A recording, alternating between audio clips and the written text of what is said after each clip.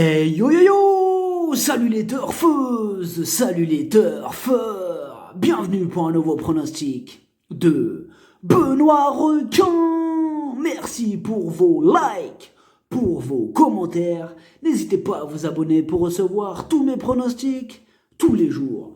Ok, place au pronostic du Quintet du mercredi 13 novembre. Direction Angers pour le handicap d'Angers Loire Métropole. Plat, 1600 mètres, 16 partants, réunion 1, course 3. Le proverbe du jour, chaque poule vit de ce qu'elle gratte. Petit retour sur le Quintet du lundi 11 novembre. Dans mon pronostic, je vous ai donné le quartet en 4 chevaux. Comment ça fait plaisir, je vous ai donné le multi en 4 chevaux. Ça veut dire tu prends mes 4, tu mets multi en 4 sur le ticket pour 3 euros, tu prends 189 euros. Comment ça fait plaisir. Je vous ai aussi donné le Quintet, bref, la totale. J'espère que vous êtes nombreux à être passés à la caisse. Il y a des résultats, on continue comme ça. Petite dédicace avant de commencer, petite dédicace à Simone, c'est la sœur de Janine Duboyau. Joyeux anniversaire à elle. Dédicace aussi à tous ceux qui me suivent, merci à tous. Dédicace à Venin le Poison et ses filles qui m'ont fait trop plaisir avec leurs vidéos surprises. Merci beaucoup, ça m'a fait super plaisir. Dédicace à Patrick Dujardin et ses super pronos. À Vida et sa paille, à Germarie, à Samir XXX, à Hafid Kerr, à Lorina Cerisier, à Isabelle Richard, Nicolas Julien, Cédric Ray, Tijo, Aigle, Abdellah, Abdelkhalek Kriouch, à Pinky, à Idriss Ouzzine, à Tom Sawyer, à Gino, à Messilion, à Señora Alicia, à Hélène, à Rachid et tous les autres que j'ai pas cités. Un grand merci à vous tous pour votre présence et à tous les autres que je n'ai pas cités, je me répète. Je vous ferai une autre dédicace, il n'y a pas de souci. Allez, on commence le pronostic. C'est parti, on commence avec le numéro 1, l'Arnaud. Il va porter le plus gros poids, mais on le connaît bien, l'Arnaud. C'est un spécialiste des quintés, un spécialiste des terrains lourds, et ses 3 dernières sorties sont bonnes. Une nouvelle fois, il est incontournable dans ce quintet. Le numéro 2, Millfield. La dernière fois, il a été victime d'un problème de parcours, et on sait que ça peut même arriver aux meilleurs chevaux. Il se représente avec soif de vengeance. Lui aussi est un habitué des quintets, mieux vaut ne pas le sous-estimer. Le numéro 3, Devana Fushi. Pas revu depuis le mois de juin, il risque d'avoir besoin de plusieurs parcours dans les jambes avant d'être à son top niveau. Surtout contre des adversaires qui eux seront affûtés tels des couteaux de chasse. Je choisis de l'écarter. Le numéro 4, Kiava Fushi.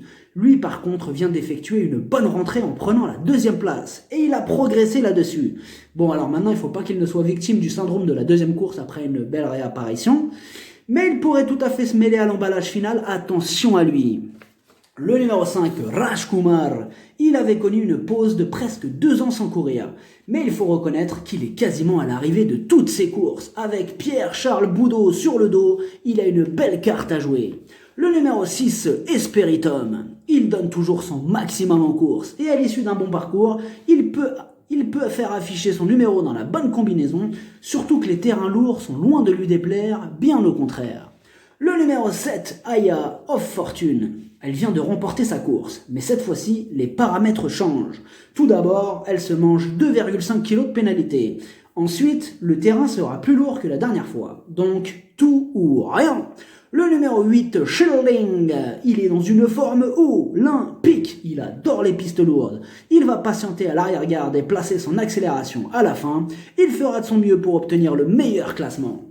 Le numéro 9, Ogoshi. À ce niveau, sa marge se réduit fortement. Il lui faudra un parcours en or pour espérer s'immiscer à l'arrivée à ce niveau.